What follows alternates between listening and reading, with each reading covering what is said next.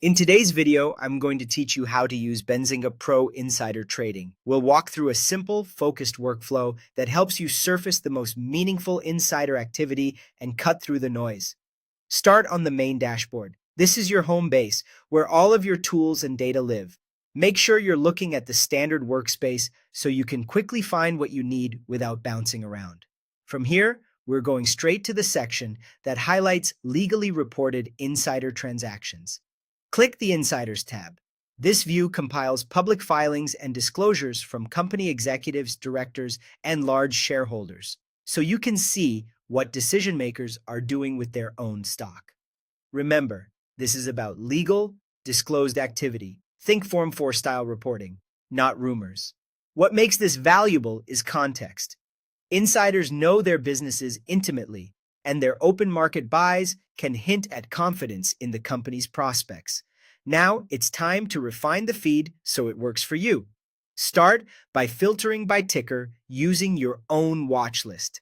Type in the symbols you care about and narrow the results to those names. This keeps you anchored to companies you already understand, so any insider action you see is actionable and relevant. You're not chasing every headline, you're zeroing in on your universe. Next, set the trade type to buy only. Buys typically carry a clearer signal because insiders use their own cash to increase exposure. Sells can happen for many personal reasons: taxes, diversification, estate planning, so they're often less informative. By focusing on buys, you emphasize intentional, conviction-driven moves. Finally, filter by size to spotlight large trades.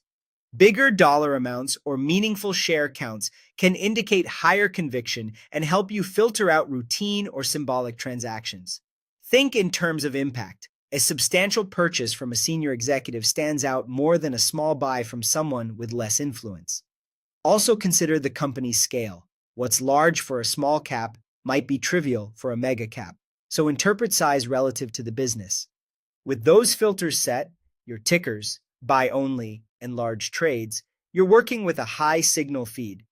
As you scan the results, pay attention to patterns like multiple insiders buying around the same time, purchases from top officers, and open market buys rather than automatic awards. These details can help you prioritize which names deserve a closer look in your broader research. That's the streamlined approach. Dashboard, insiders, then filter by your watch list tickers, buy only, and large trades. Use this as a fast daily check to keep tabs on meaningful insider activity, and always pair what you see here with your fundamental and technical analysis before making